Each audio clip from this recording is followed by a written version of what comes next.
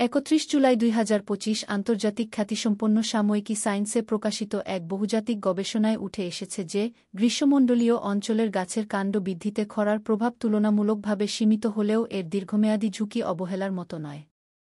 নেদারল্যান্ডসের ওয়াগেনিংগেন বিশ্ববিদ্যালয়ের অধ্যাপক পিটার জুইডেমা, ব্রাজিলের ইউনিভার্সিটি অব ক্যাম্পিনাসের অধ্যাপক পিটার গ্রোয়েনেন্ডিজ, বাংলাদেশের শাহজালাল বিজ্ঞান ও প্রযুক্তি বিশ্ববিদ্যালয়ের বন ও পরিবেশ বিজ্ঞানের অধ্যাপক মিজানুর রহমান, যুক্তরাষ্ট্রের ইউনিভার্সিটি অব অ্যারিজোনার অধ্যাপক ভেলেরি ট্রাউট ও অধ্যাপক ফ্লোরিন বাবোসসহ বিভিন্ন দেশের গবেষকরা এই কাজের নেতৃত্ব দিয়েছেন।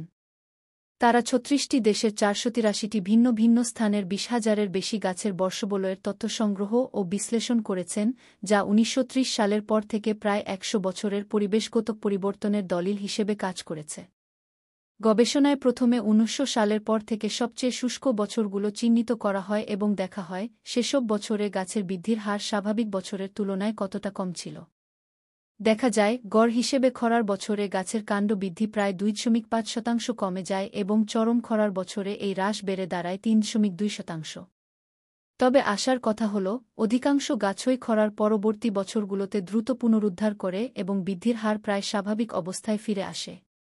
কিন্তু কিছু গরম ও শুষ্ক অঞ্চল, বিশেষত উত্তর ব্রাজিল ও দক্ষিণ আফ্রিকায়, গাছের বৃদ্ধি ১০% বা তারও বেশি হ্রাস পেয়েছে, যা স্থানীয় বাস্তুতন্ত্র ও কার্বন সঞ্চয় ক্ষমতার জন্য উদ্বেগজনক। বাংলাদেশের প্রেক্ষাপটে অধ্যাপক মিজানুর রহমান জানিয়েছেন, এখানে খরার প্রভাব তুলনামূলকভাবে বেশি হতে পারে।